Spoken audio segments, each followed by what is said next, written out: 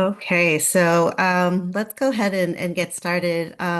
Thanks everyone for joining us today. My name is Alma Guerrero, a general pediatrician and health services researcher who has really spent a lot of time focusing on community engagement research and co-lead the health equity research theme along with Ajay Lee, who is also here on the call. And our team members also include Arturo Gongora and Ethel Rosas, and really glad to have all of you join us here today.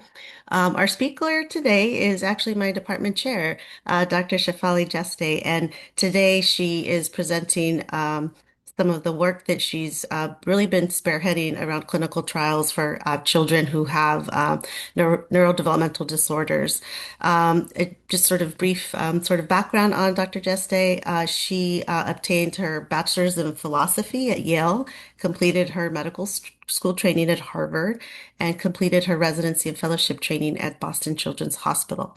Her research really focuses on trying to bring early diagnosis, evidence-based treatments, and genetics to really move the field forward in thinking about precision treatment for neurodevelopmental disorders. Her work has led to landmark clinical trials in infants with genetic forms of autism. She's been well accomplished researcher, over 160 peer-reviewed publications, and like I said, returned to UCLA after spending some time at CHLA and is now our departmental chair here in pediatrics. And I've had the pleasure of getting to know her as she was contemplating coming to UCLA and just really excited about her arrival and essentially being with us since because she's really made some really amazing contributions to our department in such a short period of time. And so I'm really sort of thankful for her leadership and really appreciate her being here with us today to share some of her, the experiences and journey in research. So welcome, Dr. Jeste, and I'll turn over the sort of screen and session to you. Thank you, Alma. And it's a privilege to be your colleague as well. And I learn a lot from actually so much of the work being done by your group and others in our department really focused on health services and, really considering creative ways to optimize equity of care, which is a big challenge in pediatrics. I'm a child neurologist by training, and I specialize in neurodevelopmental disorders. And I am gonna tell you a little bit about work we're doing in what I call clinical trial readiness in neurodevelopmental disorders. But I'm gonna try to sort of weave in the lens of equity, because I do think that, this is a population, kids with neurodevelopmental disorders, that we pay a lot of attention to. We diagnose it really well now. But then after that, oftentimes I think families are left feeling like they're going to fall off a cliff, like they don't know what's next. And and especially in families who don't have the same level of resources as some of our patients, especially at UCLA, it's really challenging to get enrolled in research, let alone clinical trials, even to access basic healthcare. And so it's something that I've thought a lot about. And bottom line is, we spend a lot of time partnering with families directly to really learn from them as to how we can do better by them. And I'll try to sort of share some of those themes throughout. Before I got to UCLA, well, I was at UCLA for 10 years, and then I left to be chief of neurology at CHLA. And I learned a tremendous amount there, because CHLA is a safety net hospital. Most of our families are non-English speaking, Medi-Cal insured. And it was very humbling, actually, to be doing this research that I thought was super transformative and was going to change the field. And then I'm in clinic with families who literally have no sort of roadmap to navigate steps in their child's care once a diagnosis is made. So I realized, like, we have to take a step back here and, not sit in our ivory tower and do this research without thinking about how it helps our families. So I just want to sort of lay that out there. I think what you all do is really important, and I'm looking forward to sort of thinking out ways to partner more through Alma, with all of you in my role now as chair. So with that, I'll start. If I look up once in a while, I have two screens so I can see I think this is how I have to now. Well, maybe not. Oh, I can do it this way. Good. then I maybe won't need to look up. So this is just my disclosures. I do always like to just sort of in my disclosure remind folks that I do, we use clinically oriented language. So I do use terms that are in the DSM, like neurodevelopmental disorder. And I just say that because especially in the neurodevelopmental disability space, there's a lot of dialogue about the right terms to use and whether things are disabilities versus differences. And I don't want to get into all those debates here. I just think that, I try to use language that's really clinically um, informed. And so I'll just sort of say that. What we're going to do is I'll do a quick intro to like neurodevelopmental disorders and kind of where we are in the landscape of precision health and then clinical trial readiness and introduce some terms. And then I'm going to tell you two stories. I'm definitely going to tell you one, which is the story about one syndrome, Dup15q syndrome, because I think it's a really good example of how we're thinking about some of the gaps in trial readiness. If there's time, I'll talk about TSC as well, but we're going to sort of gauge that based on how we're doing. And then I'll tell you about a really exciting new initiative that's kind of pulling all of this work together nationally. And then I'll open it up to discussion and questions. And I am going to stay on time and try to be done by 12:50 so that we can take time for questions. Okay. Before I start though, I do want to just like lay this big framework. And this is actually, I'll be honest, like part of the reason I really wanted to try to take on this very lofty role of chair of pediatrics as a child neurologist, because honestly, as a neurodevelopmental specialist, I feel like I live this day to day as well, but we are just at a time in our country where we have to collectively be very proactive about protecting and advocating for child health. There's so much that's being threatened right now. And I don't mean I'm always a very positive person, but I just think that we have to be aware of it. And I think as a group, Alma and her group are really like entrenched in this. But there's threats to access to and reimbursement for clinical care, especially in our federally insured kids. There's been threats to access to and funding of special education and interventions for kids with special needs. Of course, so much change happening at the federal level in terms of the way research is being reviewed and funded. And that's been something that we've had to really be ahead of. And that's true not just in child health. I'd say there's been an erosion at times of trust in science and medicine. And I'm in the autism world, it's definitely true. And I've actually had to be quite a bit of an advocate in the media space in terms of just trying to disseminate just knowledge about what we know is true without even making it political, but I see it in my patients that they're asking questions that they didn't ask in the past because they're being told that maybe what we are telling them is not accurate or maybe is not the full story. And that's been a big challenge.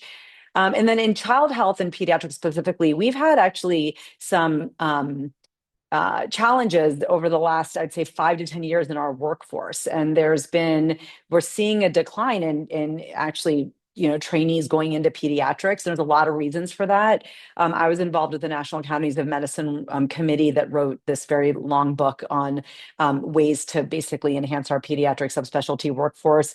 I mean, it could have come down to 2 lines in the book, which was like pediatric care is not reimbursed very well, which then trickles down and up and everywhere to how we get paid and reimbursed for our time and those kinds of things. And that's a major issue. But I just bring it up again, not to say that pediatrics is in crisis, but that this is where we are. This is our landscape. And I think it actually gets amplified in neurodevelopmental disorders in many ways, as we'll sort of talk about. But just wanted to sort of lay that out there as we think about advocacy and also health equity.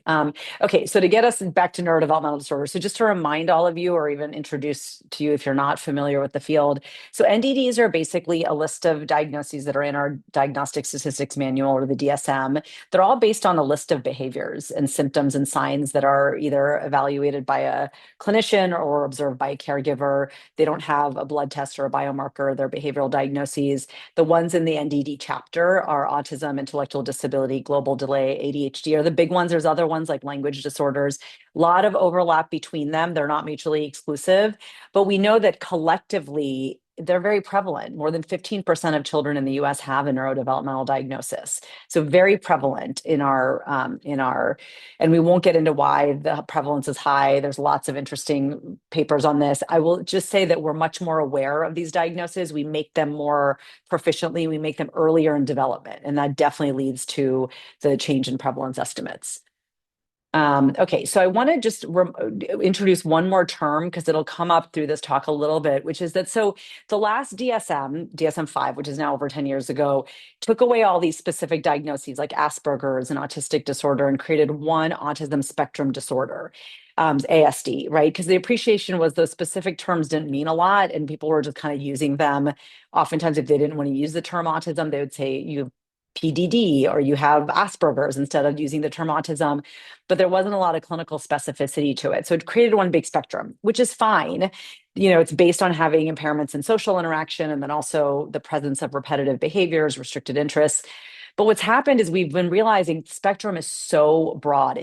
I literally, I mean, you can have a child who has an IQ of 140 and is in college and has some social challenges and rigidity. And then you have the kid that we're going to talk about today who have a genetic syndrome and have IQs of 30 and have epilepsy and motor impairment. And they have the same diagnosis of autism. It doesn't often feel like the needs, especially on the advocacy side, are the same, right? And so it's led to actually a lot of divide in our field. I mean, there's so much tension actually between some of the self advocates and those parents of kids with more significant functional impairments and support high support needs.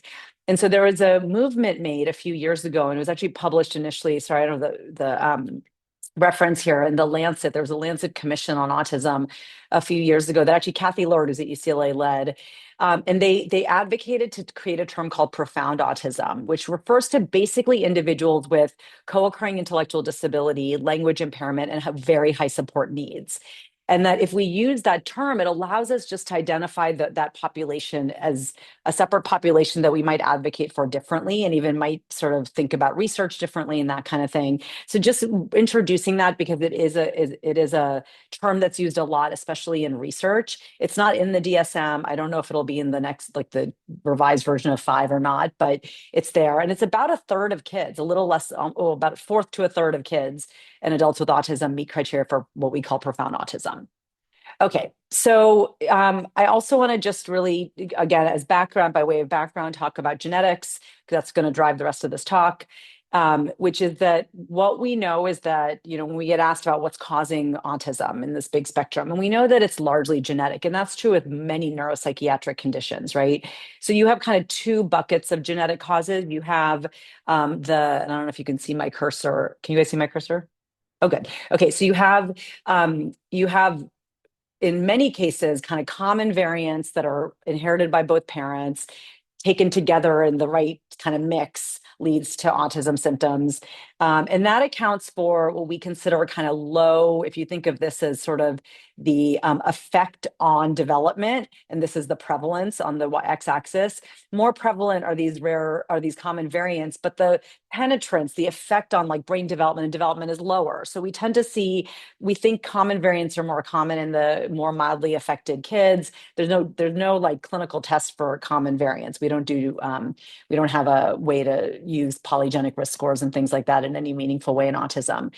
But then in rare cases, but important cases, we find that there's de novo or new variants or mutations in kids that are very deleterious. They have a lot of effects on the brain and on brain development. So these cause really significant symptoms. And again, this is true that you can apply this kind of concept to lots of different neuropsychiatric conditions.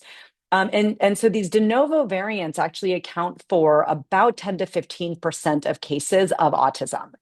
Okay, and it turns out that as we've learned more about genetics, it's really led to clinical guidelines because now genetic testing is really the only recommended medical workup for a child, like the gold standard routinely medical workup for any child with a neurodevelopmental disorder. The kind of genetic testing, is it a microarray? Is it a whole exome? Is it a genome? That kind of varies by what the institution has access to. And access is an issue, and I'll show you a slide on that in 1 second. But in general, this is the recommended, right? So as we do more genetic testing, we find more and more kids actually with these de novo mutations. And that leads to some really important, I think, opportunities, which we'll talk about in a second. Okay, so with that, what we have found over the last many years, and this is actually an old slide, but just this is for effect, you don't have to read all this. we found a lot of genes, right? So there's like now over 500 genes or copy number variants, so meaning subsections of chromosomes that we know are de novo changes that are causing autism, but there's a lot of overlap. So these genetic changes are also causing epilepsy, they're causing intellectual disability, they're causing other psychiatric conditions. And so I really like thinking about these genetic causes as really causes of neurodevelopmental disorders. It is not specific to autism. There's a lot of overlap. And in fact, most kids with these de novo mutations or variants have what we consider profound autism. They are going to fall mostly in that bucket, not always, but mostly in that bucket of kids who are more significantly impacted, have higher support needs. Okay, relevant to this group, we actually did, this is when I was still at UCLA, we had a multidisciplinary clinic where we were seeing kids with neurodevelopmental disorders, with genetics, with psychiatry. It was an amazing team that we built. And then I also built that at CHLA as well. And so this was a clinic where kids would be seen if there was a concern about a genetic diagnosis, or they already had one made, but they hadn't really had access to a geneticist or a genetic counselor yet. And so we gave a lot of guidance around what is the genetic diagnosis, what does it mean, what are the next steps. But as a part of this, we actually did a survey of families and we asked about the diagnostic journey of, when were you first concerned about your child? Then what happened next? Did you get a neurodevelopmental diagnosis? Did you get a genetic diagnosis? And what we found is that it takes a very long time from the time a parent is concerned for consultants to be called, people to be seen, tests to be done. And the big really gap was in time from first concerns to genetic diagnosis. And remember, this is a UCLA patient community. So this is not even representative of our general population. These numbers are probably 10 times as long if you're looking at a non-English speaking population in Los Angeles, which was mostly CHLA, right? So it took years for a child to get a genetic diagnosis after a parent had first concerns. So we have a lot of work to do here still, and we've been engaged with some advocacy work in terms of how to help educate not just parents, because parents are amazing advocates, but how do you educate providers and how do you develop systems where genetic testing is more accessible and affordable? And that is actually happening. I'll quickly say that now Medi-Cal actually covers the many times covers targeted exome panels for children with autism and other neurodevelopmental disorders. We leverage that a lot at CHLA and we're able to get exomes on basically every child, and it was covered by Medi-Cal. So that's a great step in the right direction. But then the problem is you get the test, you have a result, who's going to do the counseling on the result, right? And genetic counseling is much harder to access. And so we still have work to be done, but I would say that we're kind of moving in the right direction. Okay, and what I always remind parents, because parents will always ask, well, why do you need to get genetic testing? So you're going to like get an answer to why my child has autism. So what? And I always remind them it's not just academic, okay? And what does genetic testing afford us? Well, it affords first an opportunity to be engaged with a more concentrated patient community. So what parents, intrepid, amazing parents do is they have a child with a diagnosis, they go on social media, or they find families who have kids with the same diagnosis, and they create PAGs, patient advocacy groups. This is just a little smattering of a few logos of the PAGs that we work with. There's 100. There are way more than 100 more of these. And what parents do is they come together and they say, what are the needs? What do we need to do to advocate for clinical research, for clinical trials, for support of our families? So immediately a genetic diagnosis gets families connected to a tighter patient community than the broader autism community, which I think is really beneficial for families. It also provides more guidance around clinical monitoring. So you get a genetic diagnosis. If there's a cohort of other kids with the same diagnosis, again, that ideally has been described, maybe people have even written some papers on it, then we learn, oh, there might be other organ systems that are involved that we need to be screening for. There might be other we know something about clinical and developmental trajectories. We can help with prognosis. And then lastly, we can engage families in research and ideally the promise of precision health. And I'll talk about that on the next slide as to what that means. But this was like literally science fiction for me, even as a resident. It was actually largely academic when we were doing genetic testing when I was at Boston Children's. And now I can get kids into precision health trials, which is amazing. And I'm older than I like to admit, but it's been not even 20 years, right, since that time that we were getting genetic testing done. I will quickly say that there's this really cool group called Agenda that I was a part of developing many years ago through the Autism Science Foundation. And this was an effort to bring all these PAGs together, because what we were finding was every PAG was trying to reinvent the wheel on developing a registry, doing a natural history study, talking to FDA about trials. And so we thought, let's get them to talk to each other so the more seasoned ones can help mentor the more early stage PAGs. And so that's been a really nice initiative that is ongoing. There's like a monthly meeting that all the PAG leads join to learn from the community and also sort of learn from each other.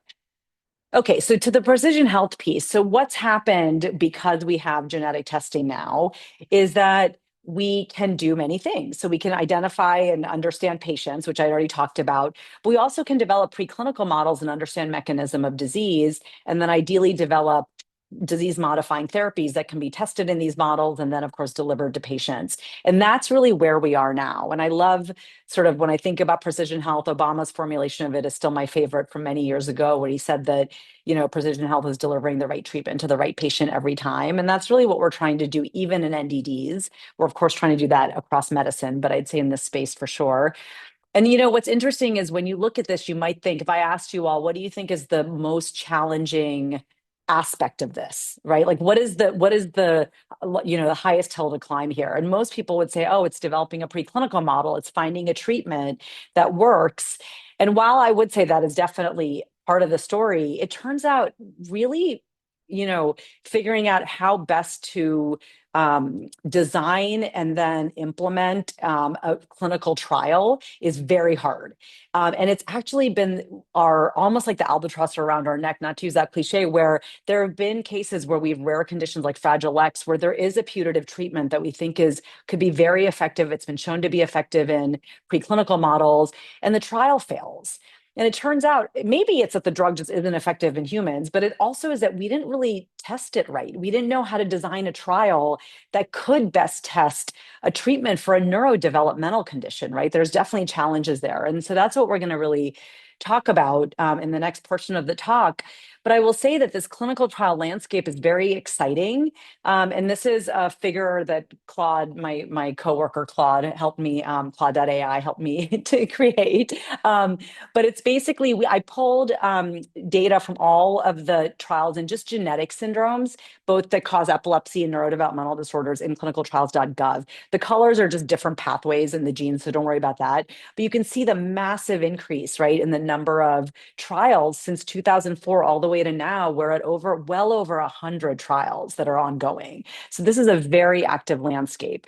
But it turns out that when you look even more broadly at autism trials in clinicaltrials.gov, right, what we see is that oftentimes there's an exclusion of kids who kind of fall in that profound autism, more severe impairment category. And so you have like a bunch of trials that are being launched.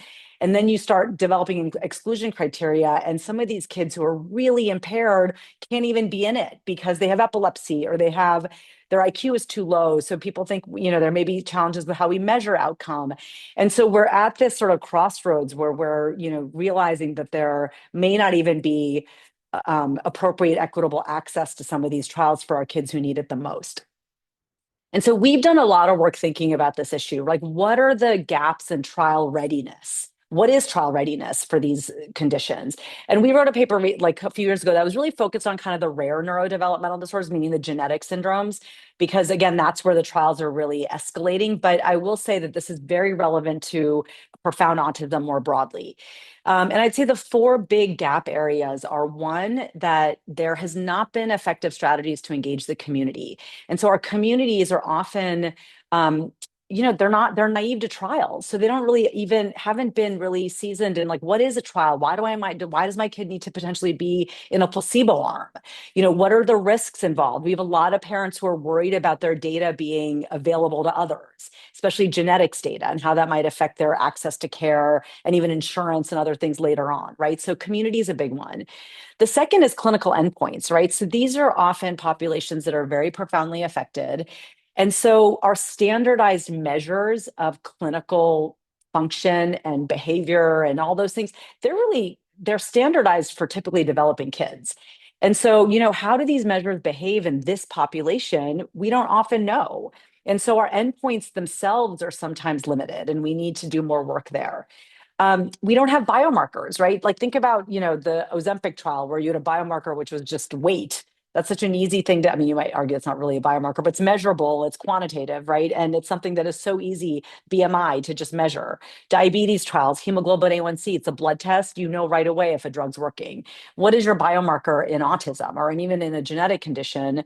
We need something that's really assaying the brain, right? And that we don't often have good, robust biomarkers that tell us if a drug might be hitting the target, which is really helpful to have, or if maybe it's something that tells us that an outcome might be to come, like it precedes a clinical outcome or change.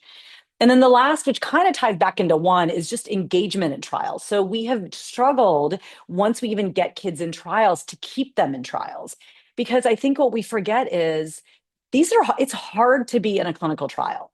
And so when you are asked to be in a clinical trial as a family, and then you have a child at home who has epilepsy and has profound neurodevelopmental needs and tons of interventions and services that they need to be getting every day. And by the way, you have three other kids at home and a full-time job. How in the world are you supposed to stay in a trial, right? So we have to be thinking about that also. And so we've spent a lot of time really addressing these four areas, engaging the community, defining clinical endpoints, validating and quantifying biomarkers, and then really engaging with families to launch trials. And so I'm going to move into showing you, how are we doing in time? Oh, good. I might be able to tell you both stories quickly. So I'm going to tell you a little bit about two conditions where we've really done this proactively. And again, I'm going to focus on the first one because it's kind of it's a very gratifying story, but with some bumps in the road that I think are also important to share. And this is a genetic syndrome called Dup15q syndrome. It actually happens to be one of the most common copy number variants associated with autism and intellectual disability. Just relevant for like the next few slides, I'll just say that it's again, copy number variant. It's a duplication in chromosome 15. There's two kinds. One is where there's one extra copy in the chromosome. It's called an interstitial. And then one where there's two extra copies that's kind of sit separate, called isodicentric. So four total copies. And there's a bunch of important genes in this region, including maternally imprinted UB3A, which you might be familiar with. When it's deleted, it causes either Angelman syndrome or Prader-Willi. And then a bunch of GABA receptor genes that we think cause excessive GABA neurotransmission in the brain. And that's important when we talk about the biomarker. So again, pretty well-defined genetics here, which is helpful. These kids are adorable and they're amazing, but they have major neurodevelopmental challenges, global delay, hypotonia, many meet criteria for intellectual disability, many have profound autism, and many have epilepsy. And frankly, this constellation is what we see in many of our genetic syndromes. So the lessons kind of learned here, we've applied to other syndromes as well. What actually got us interested in Dup15q, I will admit, is not just that I was seeing these patients in clinic, which is definitely part of it, but it turned out they have a very distinct pattern on their EEG, their electroencephalogram. And for anyone who's watching this, who's a neurologist or has seen EEGs, you'll appreciate this fast frequency activity on the EEG. This is the kind of thing that we see when someone is taking a GABAergic medication like Ativan or Valium. Anything GABAergic causes these high frequency beta band oscillations. These kids are not taking medications, they just have it at rest. And so we thought that was super interesting because they have extra GABA receptors, genes that are overexpressed. And so the question was, is that causing more effective receptors and really more almost endogenous GABA signaling in the brain? And so we really thought this might be an actual biomarker of this syndrome, which is really rare to find. It had never really been quantified, it had just been described anecdotally. And I will say, in addition, importantly, a large pharmaceutical company actually had a drug that was a GABA negative allosteric modulator. It's almost like a GABA antagonist that was being tested at the time in different conditions, really as a cognitive enhancer. And they had actually found that drug called basmicinil reduced high frequency oscillations in anyone that was taking it. So it has like potentially an effect on that signal. And it was a drug that was they were finishing doing trials with it in Down syndrome and in schizophrenia, again, as a cognitive enhancer. The trial did not show any effect in those conditions. But we found out and we thought this would be a great drug to repurpose and test in Dup15q because it's not disease modifying in terms of it being a gene editing strategy or an ASO, antisense oligonucleotide. but it's a repurposed drug that might be could target the mechanism. So we set out, and this is literally when you see the dates on the next slide, you will say, oh my God, is that a typo? It's not. 10 years ago, this was happening. And we thought, let's get ready for a trial. Let's get this patient community engaged and try to really be proactive so that when this drug is ready to be repurposed, we are also ready. And that's what we did. So remember these, I'm going to go backwards for a second. Remember these 4 buckets. We really set out to think about all 4 of these. And the first thing we did was we said, let's go to the community rather than making people come to UCLA and, spend all day, park at Westwood, all the things we have to do to get our, learn about this population. If we really need to test clinical endpoints and quantify this biomarker and engage communities, let's go to the community. And so what we did is we leveraged the fact that a lot of these patient advocacy groups, they have family meetings. And if there's any trainees in the audience, now every PAG has a family meeting. And I highly recommend going to them because they love meeting with researchers. And I'll show you in the next slide, actually, one really compelling example of that. But we did our research at the meetings, but you can see again how long it took, right? So we went to every other year, they do a family meeting. We brought our EEG system. We brought lots of experts. We brought one year, we had a gait mat rolled out. That's my colleague, Rajutha Wilson, who's at UCLA. And we did all of our work in clinical endpoints and biomarkers at the family meetings. And then some work was also still done at UCLA and then at CHLA when I moved there. I want to quickly tell a story that is, again, I think just important, especially for this group, is that, one of the first family meetings where we actually brought research to the meeting. The way the meetings are organized, they have a science meeting first for a couple of days, and all the basic scientists especially go, they talk about science of the condition, and then the family meeting ensues. Okay. And I was in this science meeting, and literally everyone in the audience is a postdoc or some basic researcher who has studied animal models of Dup15q or is studying GABA receptor function. They've never seen a child with Dup15q. And I was tasked with giving a talk about the clinical symptoms of Dup15q. That was like my job. Meanwhile, downstairs, the family meeting was launching, and their first event at every meeting is a family parade, which is an absolutely beautiful event. Like, I've never been in one of those and not been extremely emotional. And I know all these kids now. I mean, we've been doing this work for so long. But what they do is they literally, like in a hotel banquet hall, set up like a little aisle between the chairs, and they just parade child by child down the alleyway, if you will, and they have a nice screen up with the name of the child, the pictures of them, and it's like a celebration of every child and adult with Dup15q. And the parade was happening, and so I'm thinking, why am I giving a lecture on the clinical manifestations of Dup15q when they're all downstairs? So I said, I'm not giving the talk. We're all going to take a trip, and we all walked downstairs.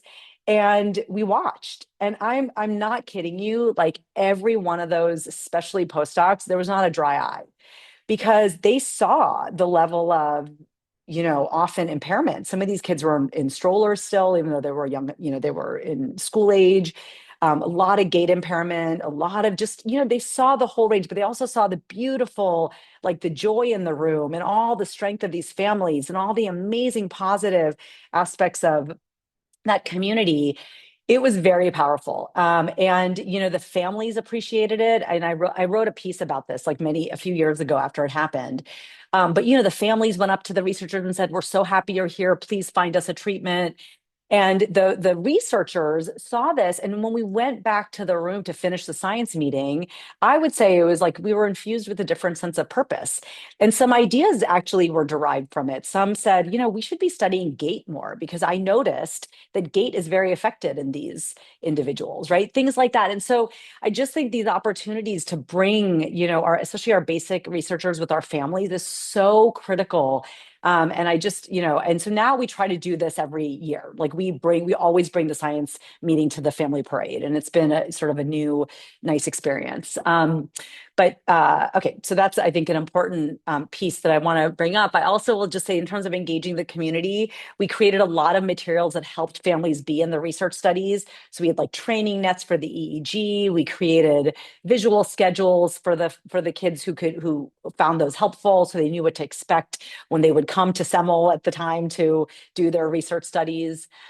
We created a lot of outreach and engagement activities. We created sort of toolkits around what is a clinical trial? Why does my child, what is a placebo? That was a big one. That's always a big one. I don't want my child to get the sham treatment. Why do I need to be in it? Why is there a placebo arm, right? Kind of explaining that. What are the different phases of trials? We did webinars. I mean, and this is all being done in parallel. The trial hadn't even launched yet, and we were doing this just to get families really prepared.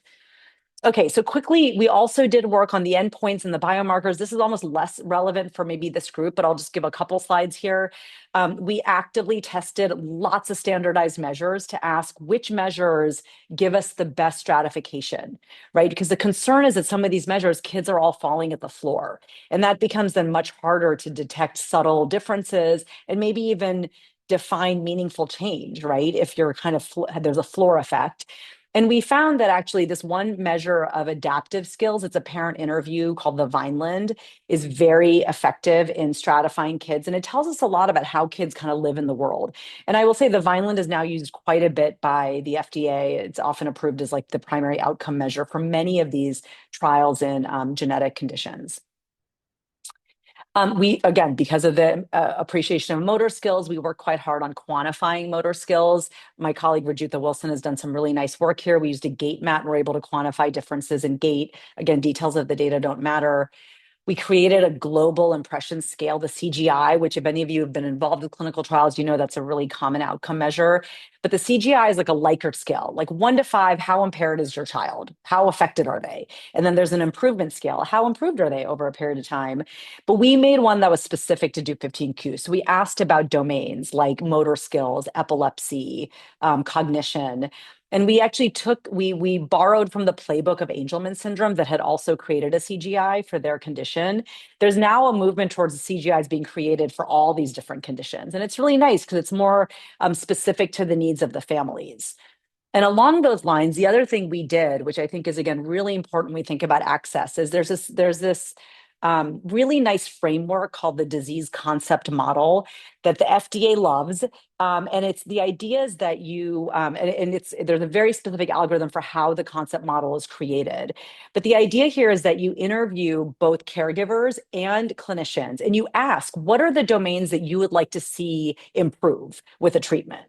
And it's qualitative interviews, and then we outsource this, but the companies that do this and have a lot of expertise, it's qualitative analysis basically. They can create based on themes very clear domains of interest with specific areas to be targeted. And this kind of thing is very helpful as we think about what endpoints we want to really be focused on. I talked about the biomarker. All I'll say is with 2 amazing grad students, we quantified it. This is like a heat map of EEG. Red is higher power. And we found much higher beta power in that 15 to 30 hertz range in kids with Do15Q compared to non-syndromic autism and typically developing kids. The effect size was really high. This is Do15Q and TD, typically developing, almost 2, which is really high for anything in EEG. You don't normally see that. And we did lots of studies that have kind of looked at the properties of the biomarker, but it's been really well established now. We've published quite a bit on it. And with all that work that was done, we actually launched the trial with that drug in 2024. And it was called Quindecim. The drug was basmicinil. And all that work we did really informed the design of the trial. So the primary endpoint was this measure of adaptive skills. We had used that EEG biomarker as a measure of drug target engagement. And then we had a bunch of secondary endpoints. So the story doesn't quite end there. Okay, so as we launched the trial, it was like a celebration almost at the family meeting in 2024, right? Where we actually the whole community was behind this trial because it was about to launch. So we had like QR codes at every breakout room, like for whatever the talks were going on at the family meeting, where people could get the QR code and sign up to be on the wait list for the trial. We had over 100 families on the wait list for the trial. We had 2 sites activated, CHLA and Rush, and a bunch of other sites about to get activated. Our target enrollment was 90. And this was the keynote speaker at the family meeting, who's a dad of a child with Do15Q. D15Q. He gave it a really compelling talk about his own journey. And at the end, had this number up. So 90 became like the mantra of the whole meeting. Like, we need to get 90 kids in the trial. And there was so much engagement. This is a picture of actually one of my patients who was one of my first kids that I diagnosed and was in our first studies at UCLA. And he was actually the first child in my trial at CHLA. And sorry, it was 2023, not 24. Time goes by fast. This all happened in 23. And it was amazing, right? We were ready to go. And 3 months in, something sort of unthinkable happened. Literally, after all this work, 3 months in, the company actually pulled the trial. And we were informed about it literally like a day before they announced it to the whole community. And they stated it was because there was a change in priorities and they had to stop the trial. Um, you can imagine, I mean, I had to go through all stages of grief. I still probably am in one of them right now. But what I will say is that because of all this work we did with community engagement, I was really worried that we were done, meaning we had just burnt every possible bridge we could have with these families to have them trust the system, right? Because we just pulled the rug from under them after all this work that had been done to get launched. But instead, the opposite happened, and the community completely, uh, essentially came together in this incredibly powerful way. There were about 50 letters written to the company that were like pleading them to rethink the launch of the trial, which did not happen. And I'll tell you what happened. The story is not, it's not, the whole ending is not sad at all, actually. But, there were all these letters written saying, we are here, we want to do this, the funding is here, the participation is here. There was a huge media campaign on social media, on Instagram. Families created these videos, and I'll show you one. These are the kinds of videos that were created by families pleading with the company to restart the trial. And hopefully this plays, actually. Tell me if you can hear it. Can you hear it? You Mm, can't hear it? no. Oh, you can't hear it? You can't hear the music? Let me see if I can. I don't know if there's a way. Yes. Oh, Let me see if I can. I'm going to play it again. Tell me if you can hear it. No. no. Okay, well, the music is really powerful, but it's okay. You can just see the video. I'm still going to play it though. Okay, there's music behind it, but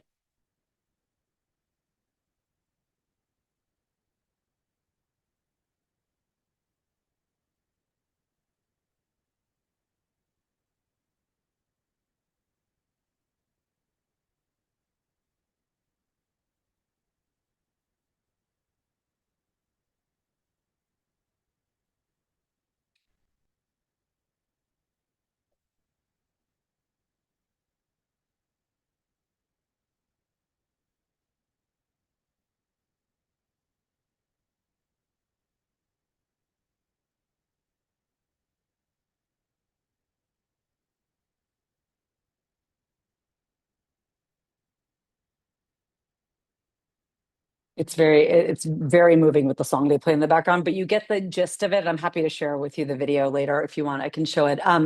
But this was, and I think this is such a long way from where this community was, where they're like, we don't want to be in a trial. Why would we want to have a placebo? Like that sort of thing too. Please, we want to be in clinical trials, right? And that actually, I think I give credit to the families for being so engaged in the process. And so what happened was, after the company closed the trial, another company bought actually many of the neurodevelopmental drugs that were planning on being tested by the large pharmaceutical company. And the small company Nuleos bought that drug basmicinil. And we're right now in the midst of redesigning the trial with a slightly smaller budget. And we're going to be, UCLA and Rush will be the only two sites to basically restart. So that was largely because we were able to convince them, like, we will not have trouble recruiting. We promise you. There is so much engagement and interest here, right? And in addition, there's actually two companies now. One actually started by a parent with Duke15Q who has lots of resources and has, of course, outsourced all the science and the development of the therapeutic. And then an actual small biotech called Quiver, two programs that are actually developing antisense oligonucleotides, ASOs, specifically for UB3A overexpression in this condition. And so we basically have three trials in the pipeline now for this syndrome. And I just think that story is very compelling because it's very much reflective of what we're seeing in the broader kind of genetic neurodevelopmental landscape. Okay. And so there are some gaps still that we recognized when we'd done that study. And I'll just say that we still need to do better work in defining what the right clinical endpoints are, because I worry that we don't really yet know, like, what is meaningful change, right? Like, kids change all the time. It's development, right? They get some interventions, they change. They have their epilepsy gets controlled, they change. How are we going to meaningfully measure change with these drugs? And so as these other companies are getting their trials like designed and launched again, we actually have funding to do a very targeted 1 year clinical endpoint study in Duke 15Q called SOAR, which is supporting outcomes and research in Duke 15Q, where we're just doing a deeper dive with measures, but we're looking at 3 time points in a year to really ask about change. And this is without an intervention. This is just what happens naturally. And I will tell you, I'm not going to show you data on SOAR. We have actually 2 time points already done. And I've presented some of these data recently at a conference. But what we're finding is that we see a big range of change even without intervention. And a lot of it is dependent on where these kids start out. So when we have kids who start out very, I'll just say low, like really limited in their developmental skills. Can you imagine in 6 months, if they gain one big skill, like they start walking, for instance, which happens, right? Their change on even something like the Vineland is so significant that it looks like they got some disease modifying therapy, right? And so we have to really be thinking about that when we're designing these trials. And so there's a lot of dialogue in our field right now on just thinking about meaningful change, better, I think. And so, yeah, so that's that story. I am at 12:45, so I'm not going to tell you about our tuberous sclerosis work, but I will just say that it's another example of sort of this kind of real patient engagement that we did in a clinical trial that was focused on behavioral intervention. And in that trial, the only thing I'll show you is that it was a trial that was focused on babies with TSC, and it was a randomized controlled trial of behavioral intervention. And we designed this trial. We were like so proud of ourselves. It was like a big R01. It was the first behavioral intervention trial for these kids. We had lots of data already on endpoints and biomarkers, and we could not enroll for the trial. Like, no one enrolled, even though they were very excited to be in it. And we actually interviewed our families, and they were like, we cannot come to UCLA every week for behavioral intervention. We have a child at home with epilepsy and all these other issues. So we converted the entire trial into remote delivery. And this was the year before COVID, actually. And so we published, so Zoom was like really glamorous and new, and we felt really proud of ourselves for using this new technology called Zoom that no one had heard of. And and we totally switched the trial to telehealth. We actually published on it. It became a model for other behavioral intervention trials in this space, in these genetic conditions. And then COVID hit, so it actually was very timely because we had to then um, deliver the whole thing virtually. So that trial actually ended. We've published outcomes. I can come back and do a whole talk on this because actually the outcomes are very interesting. But I just want to make that point that we kind of shifted sets a little bit based on family feedback around what was accessible and doable for them. And I think that's really the take home point for that. Okay, what I want to end with in the last 2 minutes, and then I'll open it up for questions, is that, we are in this exciting landscape right now of, again, like precision health trials or the possibility of in profound autism and in these genetic syndromes. And so there's this very large international initiative that's being launched right now. And so you guys might hear about it. So I just want to introduce it if you haven't heard about it, called ARIA, which is Aligning Research to Impact Autism. It's probably the biggest funded effort in autism that's ever happened, actually, to be honest, in this country. And there's many different sort of aspects of it on the preclinical translational neuroscience side, helping to develop strategies to develop treatments, to think about neuromodulation and other things. But at the core of the whole thing, what we're doing, and my team is actually overseeing the activity of the core of this, which is a network of sites. They're called impact sites Impact is innovative medicine and precision approaches to clinical trials. And these are basically centers of excellence that are well funded to do what I described of what we did in Do 15Q, but at a very large scale in more genetic syndromes and in profound autism. So let's ask about how do we best test meaningful change in clinical endpoints and biomarkers? What are best practices in engaging families and delivering potentially treatments in an accessible way? So that's what ARIA is really set to do. We've been developing sort of, materials for families already. The big launch is at the end of May, and then you guys will be hearing more about it because LA is a site, and we'll share more details when all the details of that are coming out.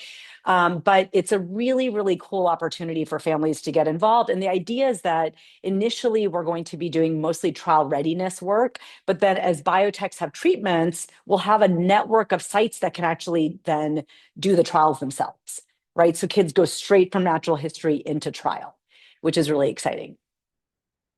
So with that, I'll end and just say that, we're in a really exciting landscape. Accelerated efforts in therapeutic development have to be coupled with this kind of trial readiness. We have to be proactive about including all our kids, and we need effective partnerships. That's really what it comes down to. And I show this like little word art. We asked families actually at the end of my tuberous sclerosis trial, we just interviewed parents and we said, what are the top 5 words that come to mind when you think about clinical trials?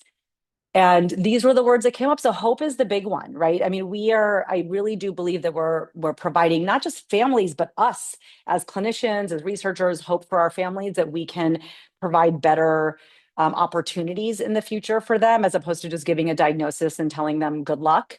But there's also grief, there's uncertainty, there's fear, there's all these other emotions that I think we have to also really respect and recognize, and not just expect people to be like so grateful that we're like handing them a whole repertoire of research opportunities, right? This is scary. And parents are still dealing with just the reality of having a child with a diagnosis that comes with so many beautiful things, but also challenges, right? And we have to be, I think, really respectful and appreciative of their journey as well as we kind of navigate this path with them. And so with that, I will end and just thank lots of different people that collaborate with me. This is my lab, which is kind of half at CHLA still. It's going, once I get my space finished, we'll move to UCLA. And I will stop and take questions. I think we have 10 minutes. So thanks for inviting me. Oh, thank you so much. What a great, wonderful presentation. And I agree, also left me with a lot of hope and excitement. So I can see where where you get the energy and the drive to keep this this work moving forward. Are there any folks who have questions online? Um, if not, maybe I can start with one of them. So I appreciated you putting the work into context with the 4 sort of stages of I guess moving from engagement to actual like treatment and benefit. What would you say is the most difficult one in those 4? Because they all sort of Yeah, it's a created great some question. bumps, right? And I don't know if one's Yeah, I tougher for mean, you. I'd say they all have their own sets of challenges. I actually think that from a scientific standpoint, I do think that the search for effective biomarkers is really, because biomarker, I didn't get into it, but that's a very broad term. It's just like Hmm. any measure of like biological function, basically, right? And we use the term so loosely in our Hmm. field, in my field. I take ownership of that, right? And people just use it, oh, we need biomarkers. But what is your biomarker, right? Like, what is so just, I always push, we talk a lot about like, what is the context of use? What are you trying to accomplish with the biomarker? And then the second piece is, what is the underlying mechanism you're trying to measure? You have to Hmm. have the answers to those 2 questions if you're going to effectively then test a biomarker. So I always Hmm. remind people like EEG is not a biomarker, it's a method. Right. Hmm. So in Do15Q, it's not EEG that's a biomarker, it's beta oscillations. That is a biomarker of the condition. And so Hmm. it's potentially a very effective measure of drug target engagement if you have a Hmm. drug that's targeting the GABA system, which is what we think is affected by what the beta power is a readout of, right? So it's a very Hmm. clean example. Hmm. But I see the term being often sort of misused, if you will, and then I also think it gets we then we don't really test biomarkers as effectively as you can. So that's from the scientific standpoint. From like a family engagement, like process standpoint, I think it's actually the last piece. It's like once we have a trial designed, how do you get people to stay in a trial? How do Mm, you make it so that it's so hard to do research and to be in research when you have a child with a developmental disability. And we need hmm to, and unfortunately, our funding mechanisms don't pay for mm, enough of the process to make it easier for families. yeah. We don't, we should be paying for childcare, transportation, food. We should be all those things. And those are the little bumps that Mm-hmm. make it really often too large of an obstacle to overcome Mm-hmm. for Mm-hmm. many of our families. It seems simple. I mean, I don't know if you were like yesterday in my faculty meeting, we were talking about wellness and Yeah. we were talking about how like the pebbles in your Food. shoe, right? Yeah. Are often the things that, we talk about wellness, like, oh yeah, you should do yoga and like meditate and whatever and eat well. Mm-hmm. Mm-hmm. Really, what helps wellness is like when you're not spending 3 hours doing clinic notes at the end of a night. Mm-hmm. When you have like effective ways to document when someone's doing your prescriptions quickly, like there's when it doesn't take 15 emails to get something done because someone takes care of it quickly. Like those are the things Mm-hmm. that actually help wellness. And I think about Mm-hmm. that with these trials. Like we can do all the fancy work in getting the trial designed and implemented. But if a family doesn't have a way to get there and Mm-hmm. you're not reimbursing them for gas and they're having Mm-hmm. to take 3 buses or whatever, well, they're not going to be in the trial, period. Mm-hmm. And so I Mm-hmm. think that's really important for us to remember. Yeah. No, totally agree. Do you see a difference in sort of how well those I guess sort of poorly integrated costs into budget are they handled a little differently if it's private, like a private company Yes, supporting the I trial? think Yeah. so. Yeah, Yeah. I think so. Okay. I mean, I think that you can budget, like, we all will budget it into our NIH budgets, like Mm-hmm. participant costs. Mm-hmm. But I still think it's not enough Yeah. usually. And sometimes we Yeah. get pushback, right? If you have like a really high participant cost, part of your like, line in your budget, that might Mm-hmm. actually get some pushback. And then it's hard to Mm-hmm. get reimbursed for it and those kinds of Mm-hmm. things. And so it's definitely something that we should be thinking more about. Yeah. Great. Thank you. Any other questions? Just comments? Okay.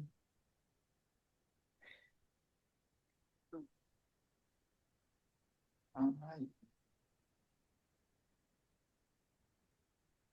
I see some Well, thank yous in the chat. thank you so much. I know Ethel has posted a QR code on the screen. So if you could take a few minutes to fill this out, as well as I think she started the poll to do is the poll still active? So yeah, Dr. Shafali Jeste, thank you so much for spending the time with us. Really appreciate you. Thank you for having Thank me. you. Thank you so much. Thank you. I know you have a hard Bye, stop. guys. Take care. Yeah. Yeah, Thank you. all Thank right. you. Bye-bye. Thank you. Bye.